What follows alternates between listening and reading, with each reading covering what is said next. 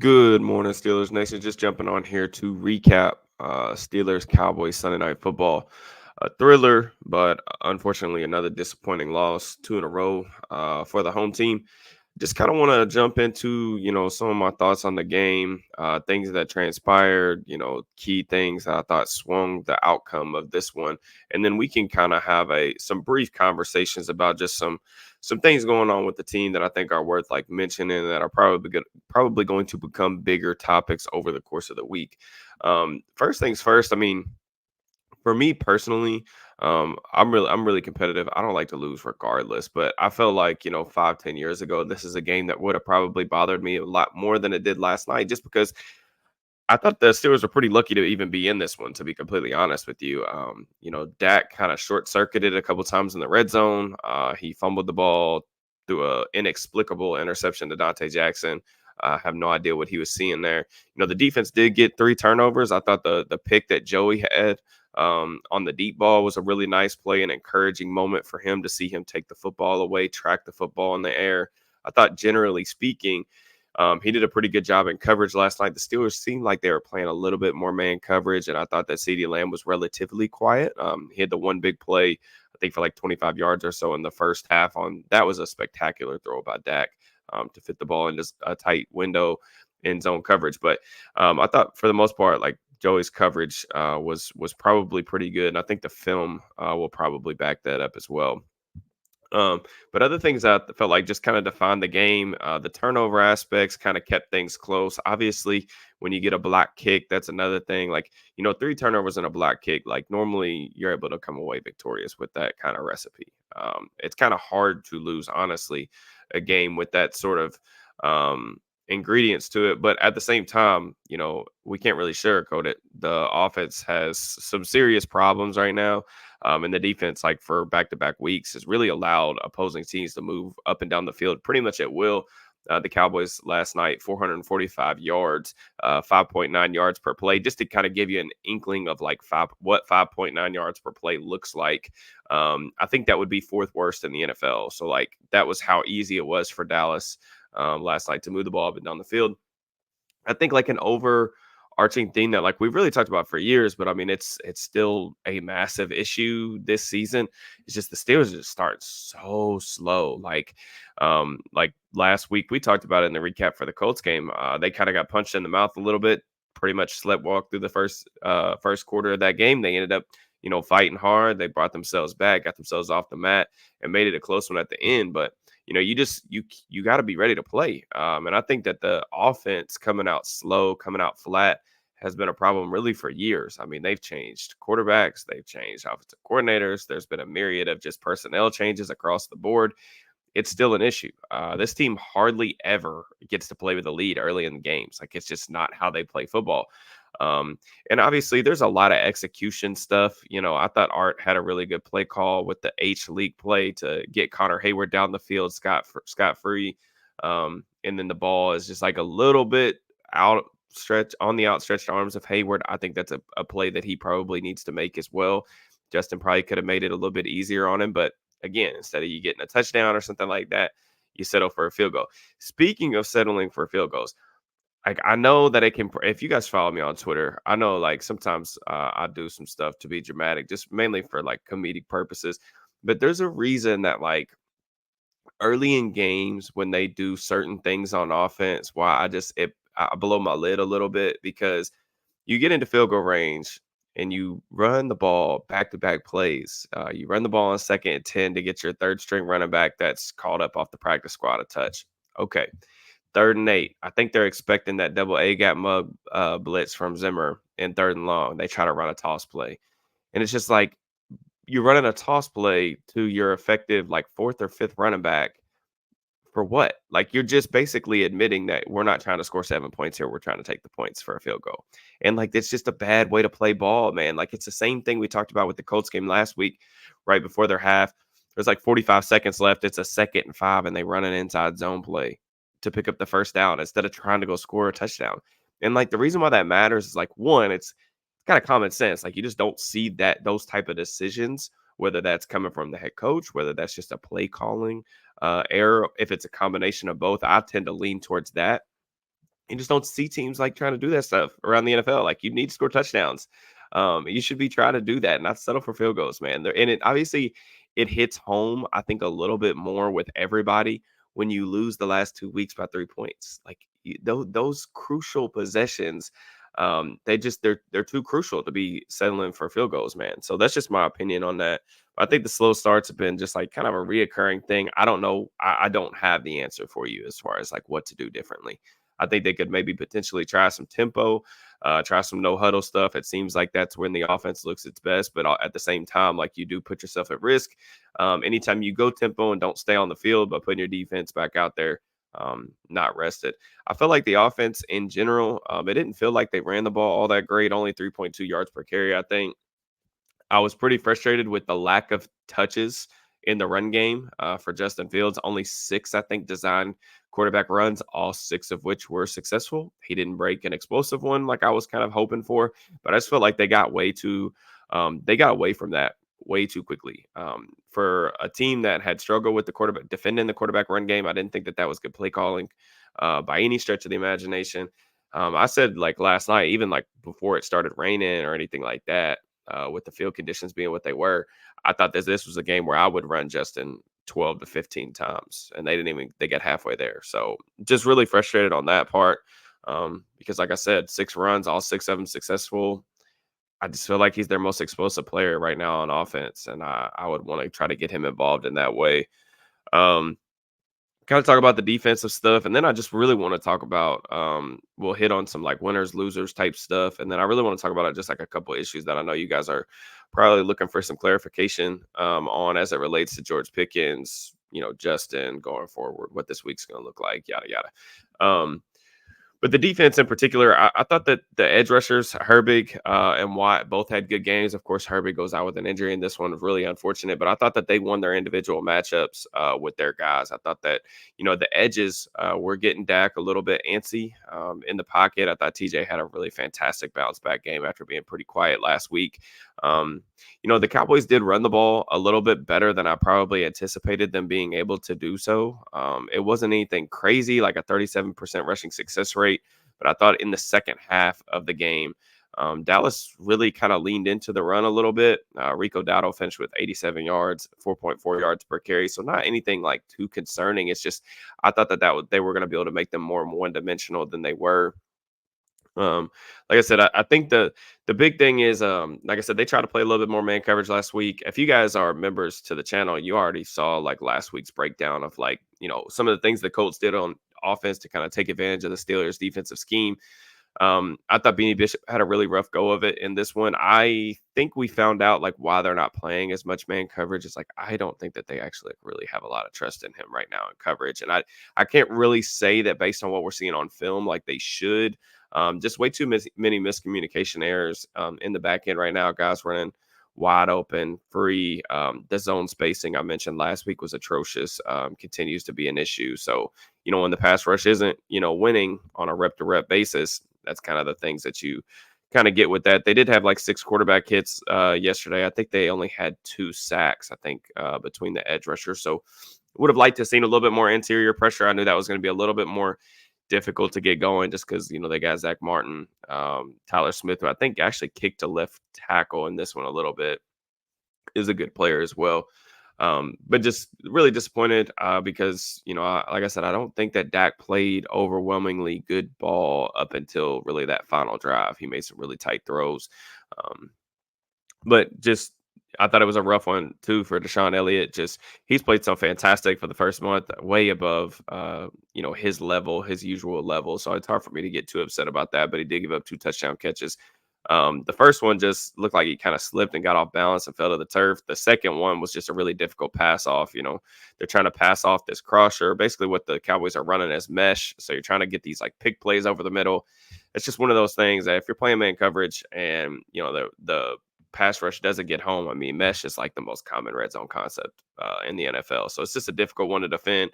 It's a bummer. And then just like speaking of like some decisions too that really come back to bite you in terms of coaching later in the game is like, they end up burning a timeout like early in the second half Okay, whatever. You don't love to see that. There's a reason why, like, I harp on that kind of stuff as it relates to that area of execution.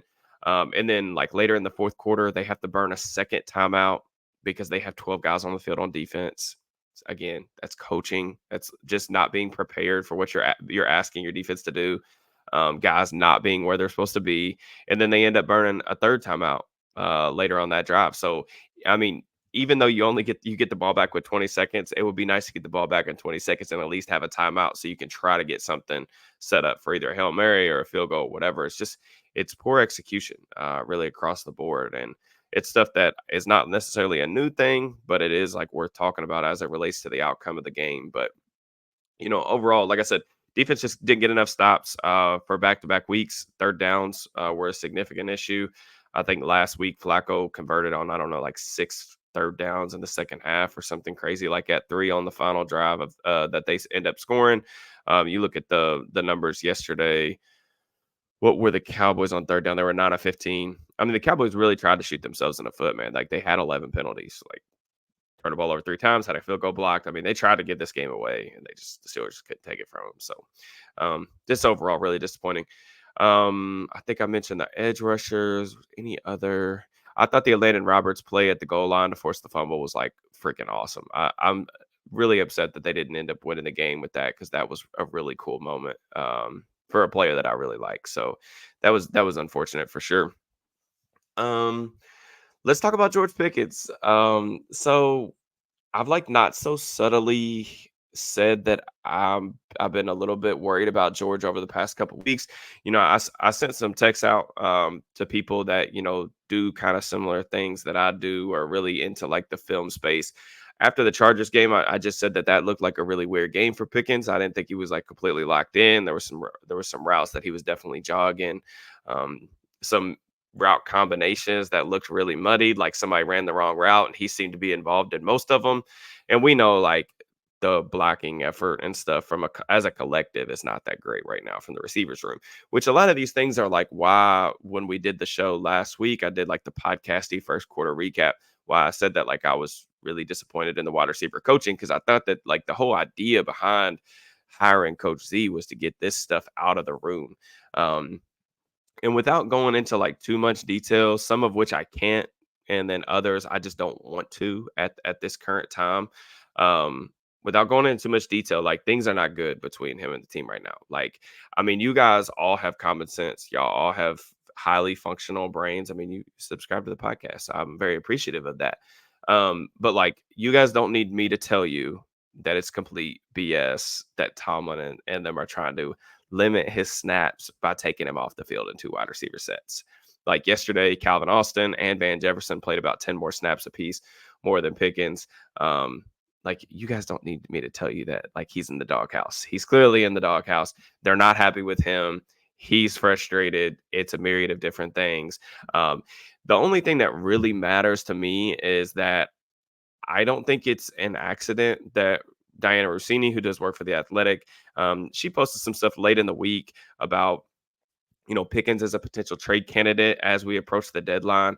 I put out there on Twitter, I may have taken down the tweet, but I put out there on Twitter that like I'm not really surprised by that, by him being named. I don't necessarily think that I like to be clear. I'm not saying he's going to be moved. Just based on the things that I've heard over the past couple of weeks, I would not be surprised if it necessarily came to that decision. The problem is the Steelers don't have any talent at receiver. So it's like, even if I understand why they're upset with him at this current point in the season, but I also understand the construction and the makeup of the roster. I mean, they just don't have any talent. Like it's hard to take. That's the thing that stings about taking him off the field even more. It's like, yes, he's not been like mentally locked in for a good portion of the last 3 weeks. Completely fair. Yes. He had the drop yesterday on that third down.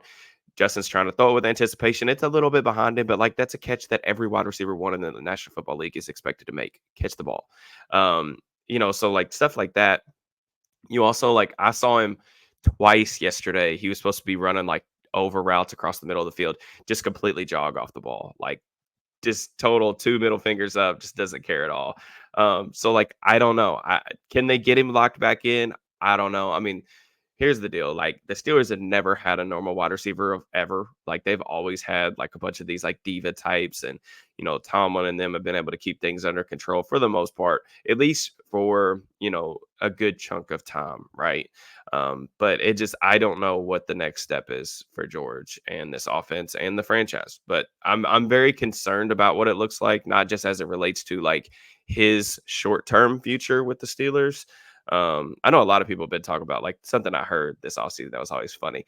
Like, we can't trade for a wide receiver because, like, you have to worry about George Pickett's contract. Like, that's not even something that the team was ever thinking about this summer whatsoever. Like, they had a completely different set of goals for what they needed from Pickens, what they wanted him to be this year. And that was just the most bizarre talking point. I mean, there was a lot of bad talking points with that, just from a national media and local media perspective, in my opinion. Um, but yeah, things aren't good right now. I really do feel a little bit for Justin because I don't think Justin played great yesterday. I definitely think that there were a handful of throws and decisions that he would like to have back. Couple turnover worthy plays, couple moments where I thought his accuracy wasn't where I think it has been over the course of the first month of the season. That being said, I don't think that it's really necessarily. I mean, I think it's obvious that he's not being put into a great situation right now. They just don't have a ton of talent on the offensive side of the ball. The offensive line isn't playing to the level that we wanted them to coming into the season. They're not exactly able to just maul people on the ground. Although, like I said, last night was a little bit better in that regard, just in terms of like staying on schedule, moving the chains on the ground. Um, and they just have a lack of talent at the pass catcher spot, man. Like I just there was so many moments yesterday where I'm just like, what are we supposed to be doing? Like, for example, in the fourth, I think it was the fourth quarter, like 6 minutes left. This is a drive where the Steelers are, I think, down 3 points at this point. They're in a 2-by-2 formation. The Colts are showing, or yeah, the Cowboys are showing single high, and Van Jefferson gets pressed to the field, and he runs a fade, and Justin puts a back shoulder on the money. Like, it's a catch that if you're a starting wide receiver, you better be able to make this grab. But like I can tell you right now, there's been multiple wide receivers that we've asked for in this offense that make that catch. Van Jefferson doesn't make the catch; it's incomplete. Now, luckily, they go down; they're still able to score, right? So it's a good thing. But it's just if Pickens isn't going to be the player that they thought or they needed him to be, I don't know where it's going to come from unless it's via trade. And I also like would be kind of surprised. I know a lot of you guys have asked me about, are they going to trade for Devontae Adams? Like, could they trade for DeAndre Hopkins? Whatever. I don't know. I mean, I know that they're at least in discussions. I know that there's been phone calls and things like that. Am I positive that Omar Khan's going to want to fork up the money to go get one of those guys? Not really, because I don't really have any reason to believe that after what we saw this summer and the way that he handled the position. So I would love to be proven wrong, and we'll see what happens. Hopefully, I am. But like I said, I just don't think they're that talented on offense, and that kind of leads me just to my last point, like kind of in closing. Justin, like I said, I don't think that he played necessarily great yesterday. I thought that there were some throws, decisions that weren't what we've seen from him over the first month of the season.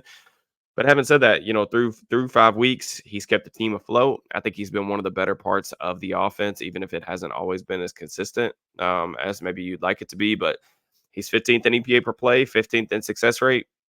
I, I mean, he's been fine. Like, he's been solid. Now, I think just based on the messaging, you guys had the audio on, I'm sure, of Sunday Night Football. Based on the messaging from the Sunday Night Football crew who met with Tomlin before the game, it certainly feels like they're still planning on going back to Russell Wilson.